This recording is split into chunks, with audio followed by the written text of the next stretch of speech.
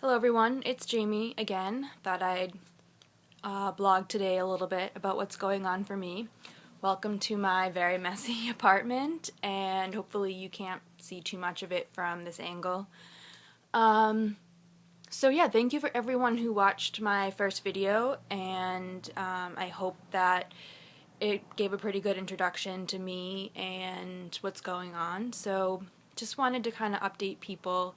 It's been a little bit of a difficult week this week, and there's some things that I can't really talk about, but basically it seems like I had kind of a issue with some past trauma that kind of came up because of certain situations, and kind of out of the blue some of my urges like way increased like crazy.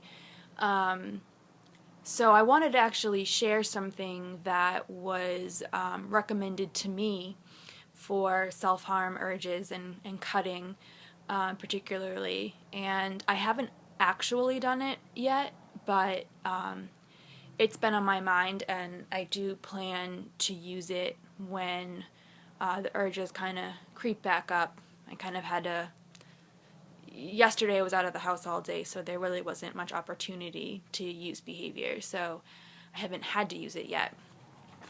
But so it's called the Butterfly Project, and one of my therapists gave it to me, and it talks about that it's created, I'm reading by the way, it was created for self-harmers who feel they are ready to stop and need the motivation or support to do so.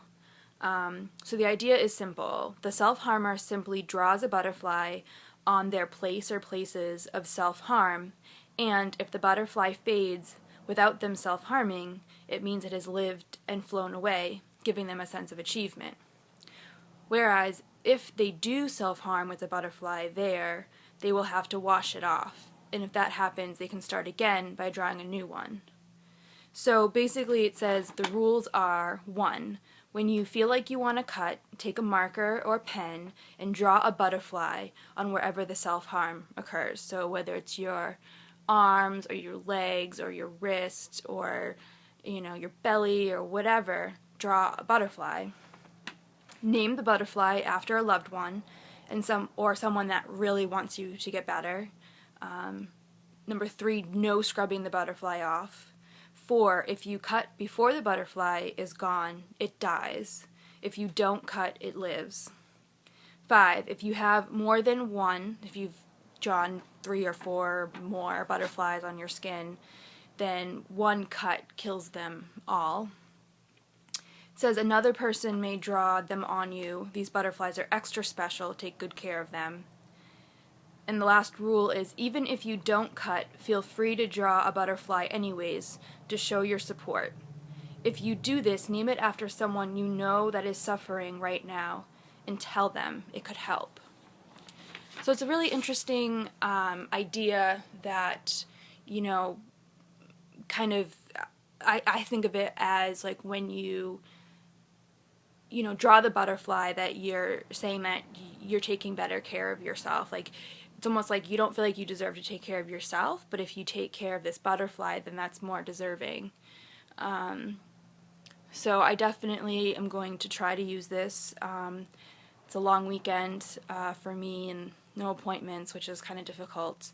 So this is going to be my kind of go-to for the next 3 days until I my therapy appointment on Monday. So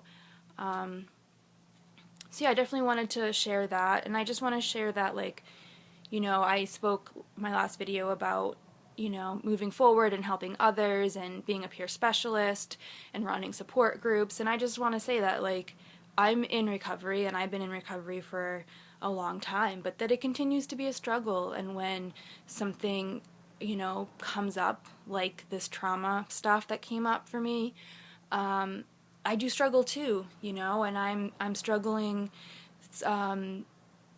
with some medical issues that have caused me to gain weight in a way that I don't need to, and I am really battling with myself and my doctors and my dietitian about a healthy way to kind of manage the weight, and to practice patience while we figure out what the medical issue is and how to treat it, which is extraordinarily difficult. Anyone with eating disorders, like, thank you for being there, because I have so many people who tell me, oh, I understand, like, I gained weight when I was X age because my metabolism slowed down, or, you know, oh, I got busy at work, or I had kids so I gained weight, or like whatever. And I'm like, you know what, you don't understand. If you don't have an eating disorder, like, you don't understand the way you feel when your body changes like that, and the difficulty that, like, you want to hold on to behavior so badly and you want to use them, and you don't, like, it's not a normal reaction.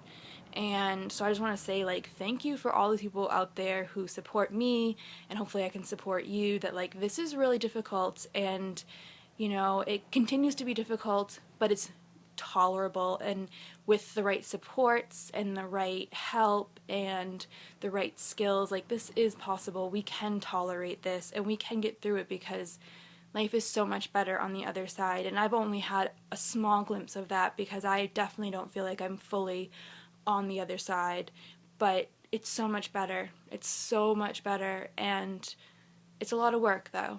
So anyways, that's it for today. I just wanted to say hello, and I want to get in the habit of doing more of these, so I thought today would be a good time. I hope everyone in the US had a good 4th. I had some fun with my cousins, and yeah, have a good weekend. Bye, guys.